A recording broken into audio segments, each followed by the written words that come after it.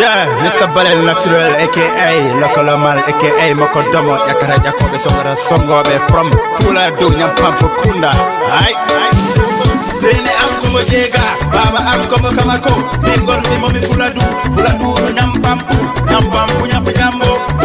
Nyapujambo, Nampampu, Bene Amkomo Jega, Baba Amkomo Kamako, Bengol Mimomi Fuladu, Nampampu,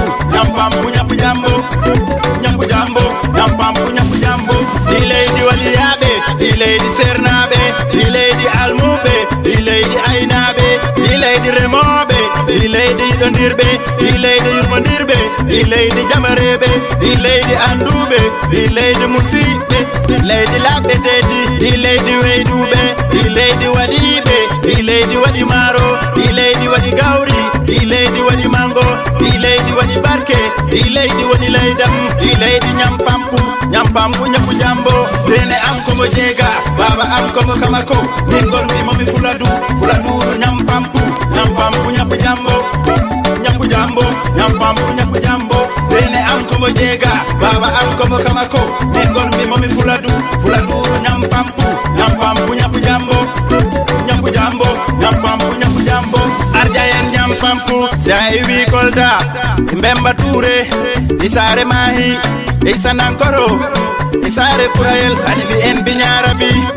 Samba Kayofu, Isare Giro, Isare Jara,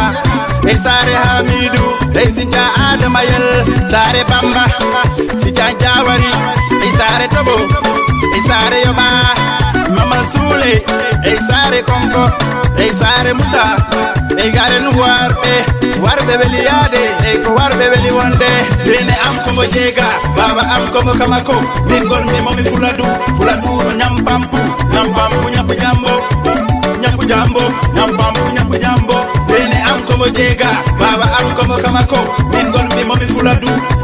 Nyampampu, Nyapujambo, Jayen Saradu, Jayen Kaje, Jayen Kulinto, Sare Jarga, Amajallo, Sare Saidu, Sare Mamadu, Sare Kande, Sare Samba, Sare Bojo, Sambulum, Sare Habibu, Sinchantulel, Deven Banyel, Nayoren Dimara, Awasofa Nyama, Deven Dinga,